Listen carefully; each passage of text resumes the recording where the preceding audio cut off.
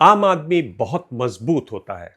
उसके नाम पर कुछ भी हो सकता है और हो भी जाता है। लेकिन वाकई क्या ऐसा है, या फिर आम आदमी के नाम पर तरह तरह के खेल होते हैं और आम आदमी को अक्सर इन खेलों का पता भी नहीं चलता, खबर भी नहीं लगती। ये वही आम आदमी है जिसके नाम पर नारे लगते हैं, लेकिन उन्हीं नारों की आड़ में उससे बहुत कुछ छीन लिया जाता है। इसी आम आदमी के नाम पर चुनाव होते हैं, लेकिन चुनावों के बाद भीड़ में खड़े इसी आदमी को पुलिस वाला, कभी अफसर, तो कोई नेता हड़का कर चला जाता है।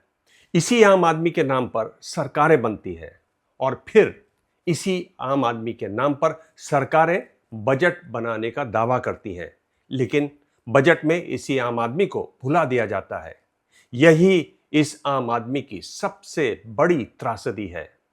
उसके अर्श से फर्श तक का सफर, चुनाव में मतदान और चुनाव नतीजों की तारीखों के बीच कुछ ही दिन में पूरा हो जाता है। ये वही आम आदमी है जो रोज पेट्रोल पंप पर उस खेल की कीमत चुकाता है जो उसने कभी खेला ही नहीं। समझेंगे वो कौन सा न दिखने वाला टैक्स है जो आम आदमी चुकाता है। उससे सबसे बड़ा फायदा आखिर किसको होता है। और एक बहुत बड़ी बात, महत्वपूर्ण बात, क्या ये तेल एक हथियार भी बन जाता है? ये सब बताऊंगा आगे। ये भी बताऊंगा कि आम आदमी की इस हालत पर साहिर साहब का लिखा कौन सा गाना है जो बिल्कुल फिट बैठता है। जरूर सुनिएगा। सबसे बड़ा सवाल, इस देश में तेल महंगा होने पर जनता का गुस्सा सुनने वाला कोई है भी या नहीं? दुनिया भर में कच्चे तेल के दाम घटे हैं, तो यहां क्यों दाम नहीं घट रहे हैं? और दाम कितने घटने चाहिए? ये सब आज समझेंगे। आज बात इसी तेल के खेल की। नमस्कार, मैं हूं दिबांग। आप देख रहे हैं दिबांग ऑफिशियल। बेल आइकॉन जरूर दबाइए। आज बात सिर्फ पेट्रोल, डीजल और सीएनजी की नहीं करेंगे। बात उस आम आदमी की जिसे हर सरकार चुने जाने से पहले जनार्दन कहती है और चुनाव के बाद उसे उपभोक्ता यानी कंज्यूमर मानती है। लेकिन वो सिर्फ एक कंज्यूमर नहीं है, वो असल में रोज सड़क पर टैक्स चुकाने वाला नागरिक है। एक ऐसा नागरिक जिसकी शायद ही कोई सुनता है। वो नागरिक जो रोज ट्रैफिक में फंसता है, अस्पतालों की लाइनों में लगता है, सड़क पर खड़े पुलिस वाले से डरता है, गड्ढों में गिरता है, महंगाई में पिसता है, फिर भी कोई कुछ नहीं करता। यही कमाल है।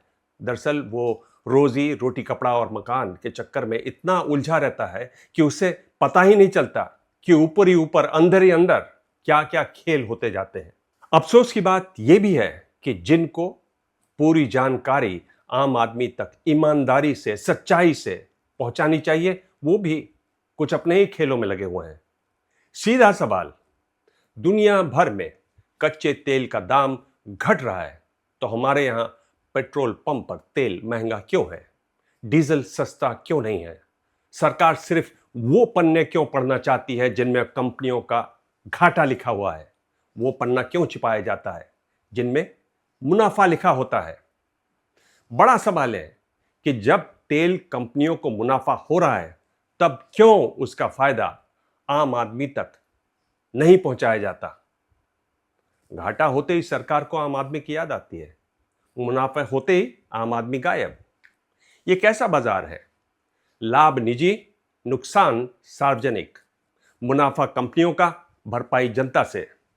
सरकार टैक्स लेती रही है, कंपनियां मार्जिन लेती रही हैं, और आम आदमी लाइन में खड़ा होकर हर लीटर पर चुपचाप भुगतान करता रहता है। आखिर क्यों? पेट्रोल और डीजल कोई लग्जरी आइटम्स नहीं है। ये अर्थव्यवस्था की नसों में दौड़ता खून है, और अगर खून महंगा होगा तो पूरा शरीर इसकी सजा भुगतेगा। सरकार लगातार तेल की कीमत बढ़ा रही है।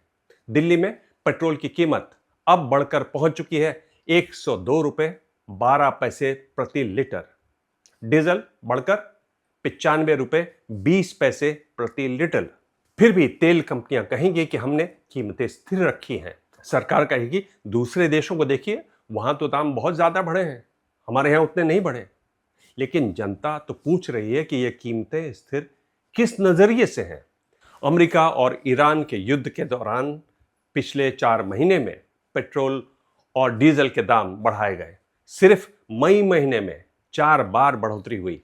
लेकिन अब जब कच्चे तेल के दाम गिरावट पर हैं, जब पश्चिम एशिया का जोखिम कुछ कम हुआ है, जब ओपेक प्लस देश उत्पादन बढ़ाने की बात कर रहे हैं, तब भी पेट्रोल पंप पर जनता को राहत नहीं मिल रही। यानी दाम ऊपर जाने में रॉकेट, नीचे आने में बैलगाड़ी। अब आम आदमी की कहानी देखिए। एक दफ्तर जाने वाला आदमी रोज औसतन 30-35 किलोमीटर आता जाता है। उसके लिए पेट्रोल सिर्फ शौक नहीं है, जिंदगी की एक जरूरत है। एक डिलीवरी बॉय दिन में औसतन 400-500 रुपए कमाता है। पेट्रोल पर बढ़ा हुआ रुपया उसकी जेब में सुराख करता है। दाम बढ़ने से स्कूल वैन वाला अपना किराया बढ़ाता है तो बोझ बच्चे के माँ बाप पर शिफ्ट हो जाता है। एक किसान खेती के लिए डीजल पंप चलाता है तो दाम बढ़ने से उसकी सिंचाई महंगी हो जाती है। यानी आखिर में आपके दाल चावल आटे का भाव बढ़ता है। डीजल के दाम बढ़ते हैं तो ट्रक का माल भाड़ा बढ़ता है, ट्रांसपोर्ट महंगा होता है तो सब्जियां, दूध, दवा, सीमेंट सब महंगा हो जाता है। असली महंगाई सरकार की मुद्रास्फीति यानी इन्फ्लेशन की रिपोर्ट में दिखाई नहीं देती। महंगाई उन सब जगहों पर दिखती है जहां आम आदमी गुजर बसर करता है। महंगाई रसोई में दिखती है, महंगाई स्कूल फीस में दिखती है, महंगाई ऑटो के किराए में दिखती है, महंगाई महीना खत्म होने से पहले महीने की तनख्वाह के खत्म हो जाने में दिखती है। लेकिन सरकार को कोई फर्क नहीं पड़ता। और अब आइए इस तेल के खेल को कुछ गहराई से समझते हैं। क्रूड ऑयल की कीमत है $68.86 प्रति बैरल। ये आंकड़ा याद रखिएगा, $68.86 ये कीमत है क्रूड बास्केट में एक बैरल की। पहली बार ईरान और यूएस युद्ध के बाद $70 से नीचे आई है ये कीमत। तेल कंपनियां 3 के मैं नाम ले रहा हूं, IOC, BPCL और HPCL।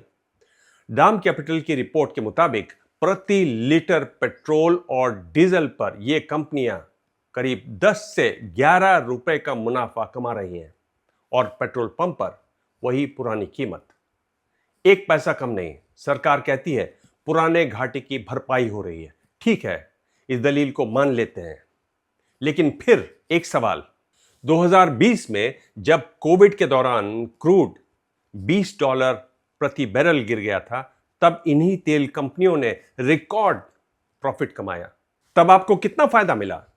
तब आपको क्या आम आदमी की याद आई? 2014 से 2016 के बीच जब क्रूड $100 से गिरकर 30 पर आ गया, तब सरकार ने एक्साइज ड्यूटी 11 रुपए बढ़ा दी। आम आदमी को कितना फायदा मिला? इसमें एक पैटर्न दिखता है। जब क्रूड सस्ता होता है, सरकार टैक्स बढ़ा देती है। जब क्रूड महंगा होता है, आप भुगतते हैं। और जब कंपनियां मुनाफे में होती हैं, तो बात होती है पुराने घाटे की। लेकिन चूंकि हम इस बात को समझना चाहते हैं, पूरी तरह से समझना चाहते हैं, तो सरकार और तेल कंपनियों का तर्क, उनका पक्ष भी सुनना जरूरी है। यह लोकतंत्र में बहुत जरूरी है कि आप अपनी बात कहें और आपका जो विरोधी है, जो दूसरा पक्ष है, जो पक्ष जिससे आप सहमत नहीं है, उस पक्ष की भी बात को जरूर सुना जाए। तो कहा जा रहा है कि कंपनियों ने पहले बहुत घाटा उठाया। सरकार के पेट्रोलियम मंत्री हरदीप पुरी का बयान बिजनेस स्टैंडर्ड में छपा कि OMC यानी ऑयल मार्केटिंग कंपनियां, जिनका मैंने अभी नाम लिया, ने अप्रैल जून तिमाही में 75,000 करोड़ रुपए का नुकसान उठाया। पेट्रोल, डीजल, LPG और एविएशन फ्यूल को बाजार मूल्य से कम कीमत पर बेचा। मंत्री जी ने तो कह दिया, ठीक है, लेकिन हम इसे पूर्ण सत्य क्यों मान लें? तो देखिए इस बारे में जानकारों की क्या राय है, क्योंकि यह भी जानना जरूरी है। और इस बारे में पूर्व वित्त सचिव सुभाष चंद्र गर्ग का कहना है, और इसे ध्यान से सुनिए। ये देश के वित्त मंत्रालय के सबसे बड़े अधिकारी रह चुके हैं। उनका कहना है कि सरकार अगस्त से पेट्रोल और डीजल के दाम घटाना शुरू कर सकती है, राज्यों में होने वाले चुनावों को देखते हुए। यानी कीमतें अर्थव्यवस्था से नहीं बल्कि चुनावों से तय होती हैं। तभी मैं कह रहा हूं कि क्या ये तेल हथियार भी बन जाता है, ऐसा हथियार जिससे आप अपने विरोधियों को परास्त करते हैं। आप अगर सत्ता में हैं तो विरोधियों को बिल्कुल खामोश कर देते हैं, क्योंकि आप सीधा फायदा पहुंचाते हैं वोटर को। वोटर को भी ये बात समझनी चाहिए। भारत कच्चे तेल का बड़ा आयातक है, झटका लगा है, लेकिन सरकार को चाहिए कि वो पूरा हिसाब करे। सरकार सिर्फ वो पन्ना क्यों पढ़ती है जिसमें कंपनियों का घाटा लिखा है, वो पन्ना क्यों छिपाया जाता है जिसमें मुनाफा लिखा होता है। दिसंबर 2025 की तिमाही में इंडियन ऑयल, भारत पेट्रोलियम और हिंदुस्तान पेट्रोलियम का संयुक्त मुनाफा 23,743 करोड़ रुपए था। एक साल पहले इसी तिमाही में ये 10,545 करोड़ रुपए था, यानी उस दौरान मुनाफा दुगना हो गया। जून 2025 की तिमाही में इन तीनों कंपनियों का संयुक्त मुनाफा 16,184 करोड़ रुपए था। यह भी उससे पिछले साल के मुकाबले 2.5 गुना ज्यादा था। इस साल की शुरुआत में इन कंपनियों को हजारों करोड़ रुपए का मुनाफा हुआ था। तो सवाल यह है कि जब मुनाफा हो रहा था तब क्या उसका फायदा आम आदमी को मिला? जब कच्चे तेल के दाम नीचे गए, क्या उसकी राहत जनता तक पहुंची, आम आदमी तक पहुंची? जब रूस से सस्ता तेल आया, किसकी जेब हल्की हुई? जब कंपनियां मजबूत मार्जिन कमा रही थी, क्या कोई प्रेस कॉन्फ्रेंस में यह बात हुई कि आज से आम आदमी को राहत मिलेगी? नहीं। घाटा होते ही सरकार को आम आदमी याद आता है, मुनाफा होते ही आम आदमी को सरकार भूल जाती है। यह कैसा बाजार है? मुनाफा कंपनियों का, भरपाई जनता से। अब कच्चे तेल का हिसाब समझिए। अगर एक अमेरिकी डॉलर 95 रुपए 60 पैसे का है तो कच्चे तेल की कीमत 67.69 डॉलर प्रति बैरल है। तो एक बैरल कच्चे तेल की कीमत करीब 6,566 रुपए 76 पैसे बैठती है। एक बैरल में लगभग 159 लीटर कच्चा तेल होता है। इसलिए प्रति लीटर कच्चे तेल की कीमत भाग करना है 41 रुपए 30 पैसे। अब इसमें रिफाइनिंग का खर्च करीब 5 रुपए प्रति लीटर, परिवहन मार्केटिंग का खर्च 3 रुपए प्रति लीटर जोड़ दें तो कच्चे तेल, रिफाइनिंग और परिवहन को मिलाकर लागत 49 रुपए 30 पैसे प्रति लीटर। इसमें आप जोड़िए टैक्स और डीलर का मार्जिन। केंद्रीय उत्पाद शुल्क यानी एक्साइज करीब 13 रुपए, राज्य का वैट 25 रुपए और डीलर का मार्जिन 4 रुपए, यानी कुल मिलाकर टैक्स और डीलर का मार्जिन करीब 42 रुपए प्रति लीटर। इस हिसाब से पेट्रोल की अनुमानित खुदरा कीमत 49 रुपए 30 पैसे और 42 रुपए टैक्स मार्जिन मिलाकर 91 रुपए 30 पैसे प्रति लीटर बनती है। लेकिन असली सवाल यहां शुरू होता है। अगर ऑयल मार्केटिंग कंपनियां यानी OMCs प्रति लीटर 10 से 11 रुपए का मुनाफा कमा रही हैं, इसका मतलब यह हुआ कि वो हर दिन करीब 795 करोड़ रुपए का मुनाफा कमा रही हैं। इस रफ्तार से युद्ध के दौरान हुआ पूरा घाटा 100 दिन से भी कम समय में पूरा हो सकता है। तो फिर जनता को राहत कब मिलेगी? एक्सपर्ट का कहना है अगर क्रूड 60 से 70 डॉलर प्रति बैरल रहा और स्टेबल रहा यहीं पर, तो अक्टूबर-नवंबर 2026 तक पेट्रोल और डीजल की कीमत 4 से 7 रुपए प्रति लीटर घट सकती है। अक्टूबर और नवंबर, ध्यान रखिए, ये वही महीने हैं जब कुछ राज्यों में चुनाव भी होंगे। अब ये योग है, संयोग है या प्रयोग है? तो खेल साफ है। जब चुनाव थे दाम नहीं बढ़े, अब इंतजार है राहत का, अगले चुनाव का। सोचिए, एक देश एक चुनाव हो जाए तो क्या होगा? खूब पिसाई होगी। एक और बात हैरान करने वाली है। नायरा एनर्जी ने 2 जुलाई को पेट्रोल 5 रुपए प्रति लीटर और डीजल 3 रुपए प्रति लीटर सस्ता किया। नायरा के देश भर में 7,000 से ज़्यादा पेट्रोल पंप हैं, यानी एक प्राइवेट कंपनी ने कीमतों में कटौती कर दी। लेकिन सरकारी कंपनियों ने नहीं की। यानी एक प्राइवेट कंपनी बाजार में कच्चे तेल की कीमतों के हिसाब से अपने ग्राहकों को राहत दे रही है, लेकिन सरकारी कंपनियां अब भी अपने नुकसान की भरपाई में लगी हैं। तो सवाल है कि ये कंपनियां जनता के लिए हैं या जनता पर बोझ डालने के लिए हैं? अगर कच्चे तेल की लागत कम है तो निजी खिलाड़ी दाम घटा सकता है, और सरकारी कंपनियां क्यों नहीं घटा सकती हैं? पेट्रोल और डीजल की कीमत में बड़ा हिस्सा होता है टैक्स और दूसरे शुल्कों का। केंद्र अपना हिस्सा लेता है, राज्य सरकारें अपना। सरकारें चाहें तो अपने हिस्से का मुनाफा कुछ कम करके जनता को राहत दे सकती है, लेकिन ऐसा अक्सर नहीं होता। अब एक और महत्वपूर्ण मुद्दा, यूक्रेन युद्ध के बाद भारत ने डिस्काउंटेड रशियन क्रूड खूब खरीदा। सरकार ने भी इसे राष्ट्रीय हित बताया। कहा गया कि हमने सस्ता तेल खरीदा ताकि भारत को फायदा हो। सही किया। देश को जहां से भी सस्ता तेल मिले वहां से खरीदना चाहिए।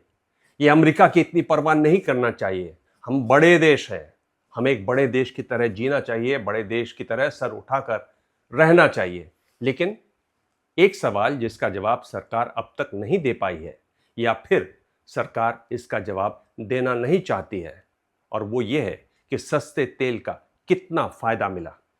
एक बहुत बड़ा अखबार है, अंतर्राष्ट्रीय अखबार है फाइनेंशियल टाइम्स, उसकी एक रिपोर्ट बताती है कि डिस्काउंटेड रशियन ऑयल से भारतीय रिफाइनरीज को करीब, आंकड़ा ध्यान से सुनिएगा, 1.5 लाख करोड़ रुपए का फायदा हुआ। अकेला रिलायंस को फायदा 5,700 करोड़ रुपए से ज्यादा। यह आंकड़ा सरकार ने नहीं दिया, ये फाइनेंशियल टाइम्स जैसे बड़े प्रतिष्ठित अखबार का है। और अगर ये खबर सही है तो सवाल है कि सस्ते रशियन ऑयल से निजी कंपनियों और रिफाइनरीज को तो लाखों करोड़ रुपए का फायदा हुआ, लेकिन आम आदमी की जेब में क्या एक चवन्नी भी गई? जवाब है बिल्कुल नहीं। क्या राष्ट्रीय हित सिर्फ रिफाइनरियों के मुनाफे तक सीमित है? क्या स्कूटर चलाने वाला नागरिक नहीं है? क्या ट्रक चलाने वाला हमारे देश का नागरिक नहीं है? क्या एक किसान इस देश का नागरिक नहीं है? क्या ऑटो वाला इस देश का नागरिक नहीं है? हर बार राष्ट्रहित का झंडा आम आदमी से उठवाया जाता है, लेकिन राष्ट्रहित की छूट आम आदमी तक क्यों नहीं पहुंचाई जाती? सरकार को यह समझना चाहिए कि पेट्रोल के दाम सिर्फ एक आर्थिक फैसला नहीं है, ये एक नैतिक फैसला भी है। क्योंकि ईंधन की कीमत से गरीब ज्यादा चोट पहुंचती है। उसकी पूरी महीने की कमाई अगर 10-15 हजार है तो उसके लिए तेल की कीमत बढ़ने से 700-800 रुपए एक्स्ट्रा खर्च होते हैं। ये चोट एक मजदूर के घर आने वाले दूध की मात्रा को कम कर सकती है। ये एक डिलीवरी बॉय की डेली सेविंग्स को खत्म कर सकती है। एक ऑटो ड्राइवर के घर का किराया अटक सकता है। किसान के लिए सिंचाई महंगी हो सकती है। सरकार कहती है हम गरीबों को मुफ्त राशन दे रहे हैं। जनता पूछती है राशन मुफ्त लेकर पेट्रोल और डीजल से वापस क्यों ले रहे हैं? पेट्रोल पंप पर खड़ा आम आदमी जो टैक्स देता है वो भी तो इसी देश का नागरिक है, लेकिन उसके पास बड़ी लॉबी नहीं है, उसके पास किसी मंत्रालय में पहुंच नहीं है, किसी मंत्री से जानकारी नहीं है, उसके पास तेल कंपनियों जैसा बड़ा बोर्ड रूम नहीं है, उसके पास सिर्फ एक जेब है और सरकार उसी जेब में हाथ डालती रहती है। और सरकार एक और तर्क देती है। सरकार कहती है कि तेल के दाम अब वो नहीं तय करती, तेल के दाम दरअसल में अंतर्राष्ट्रीय कीमतों के आधार पर तय होते हैं। कीमतें डीरेगुलेटेड हैं। तो सवाल है कि फिर यही सरकार चुनाव आने पर दाम क्यों नहीं बढ़ा देती? इस पर सरकार का एक आदर्श, जो मैंने आपको पहले कहा, न दिखने वाला कंट्रोल कैसे हो जाता है। रूस से डिस्काउंट पर जो तेल मिला उसकी सही जानकारी सरकार क्यों नहीं देती? कितना डिस्काउंट मिला, कितना रिफाइनरी का मार्जिन बना, कितना एक्सपोर्ट से कमाया। जी, तेल का एक्सपोर्ट भी हुआ। रशिया से सस्ता तेल खरीदा, रोक थी कि रशिया का तेल यूरोप नहीं जा सकता, यहां आया और यहां से फिर वो यूरोप चला गया। कितना घरेलू उपभोक्ता को मिला? सरकार को इन सब सवालों के जवाब देने चाहिए। इस देश का पेट्रोल पंप पर खड़ा आम आदमी मजबूरी से घिरा है, इसलिए वो झगड़ा नहीं कर सकता। उसे ऑफिस जाना है, वो पेट्रोल पंप छोड़कर नहीं जा सकता क्योंकि टैंक खाली है। वो पॉलिसी पेपर्स नहीं पढ़ता, उसे रात तक ईएमआई भरनी है। वो इतना जानता है कि कच्चा तेल सस्ता हुआ, लेकिन उसके पेट्रोल की कीमत कम नहीं हुई। कंपनियों ने मुनाफा कमाया, उसे राहत नहीं मिली। आखिर आम आदमी की पूंछ इतनी कम क्यों है? शुरुआत में मैंने कहा था कि एक गाना बताऊंगा आपको। ये है साहिर साहब का गाना, फिल्म है धर्मपुत्र। ये 60 के दशक की फिल्म है और गाना है रो रो के तुम्हें खत लिखती हूँ और खुद पढ़ के रो लेती हूँ। सरकार जैसे आम आदमी के हर खत को डस्टबिन में डाल देती है। इंटरनेशनल एनर्जी एजेंसी ने 2006 में लिखा था कि भारतीय ऊर्जा बाजार तभी बेहतर होगा जब सरकार एक सुसंगत, पारदर्शी और तर्कसंगत ईंधन मूल्य निर्धारण व्यवस्था लागू करेगी। यानी आप साफ साफ खुले तौर पर यह तय कीजिए कि तेल की कीमतें कितनी बढ़ेंगी या कितनी घटेंगी। लेकिन शायद ऐसा नहीं होगा क्योंकि इसमें राजनीति घुसी हुई है। जो बात 2006 में लिखी गई थी, 2026 में भी वो उतनी ही सच है। आखिर में एक बात, भारत को सस्ती ऊर्जा चाहिए, साफ ऊर्जा चाहिए, सुरक्षित ऊर्जा चाहिए, लेकिन सबसे पहले ईमानदार ऊर्जा नीति चाहिए। ऐसी नीति जिसमें घाटे का हिसाब भी खुला हो और मुनाफे का भी। ऐसी नीति जिसमें कच्चे तेल की बढ़ोतरी तुरंत जनता तक जाए और गिरावट भी तुरंत जनता तक जाए। ऐसी नीति जिसमें सरकार कह सके हमने इतने पैसे खर्च किए, इतने पैसे आपसे लिए। ऐसी नीति जिसमें पेट्रोल पंप पर खड़ा आम आदमी बेबस न लगे, क्योंकि लोकतंत्र में आम आदमी सिर्फ वोटर नहीं होता, वो रोज सरकार को टैक्स देने वाला भागीदार होता है। और जब हर लीटर में उसका पैसा लगता है तो हर लीटर का हिसाब मांगना उसका अधिकार है। अगर कच्चा तेल सस्ता हो और पेट्रोल महंगा रहे तो आम आदमी पूछता है सस्ता क्या हुआ, तेल या सरकार की संवेदनशीलता। आज का वीडियो आपको कैसा लगा जरूर बताइएगा। आपके ढेरों संदेश आ रहे हैं, देश विदेश से भी बहुत सारे संदेश हैं। फिरोज है, कुवैत से देख रहे हैं, कह रहे मजा आ रहा है। ओलियोर रहमान है और इनका कहना है कि आपका वीडियो देखे बिना नींद नहीं आती। अब ये तो गड़बड़ है, नींद तो आनी चाहिए, वीडियो है या ना आए। सौमित्र महापात्र कहते हैं ऐसे ही देश के कोर सब्जेक्ट के ऊपर नॉलेज देते रहिए जरूर, और आप देखते रहिए, बताते रहिए कि आप और क्या क्या देखना चाहेंगे। रविंद्र रवि है, एक ही वीडियो में कई जरूरी विषयों पर विश्लेषणात्मक टिप्पणी। धन्यवाद।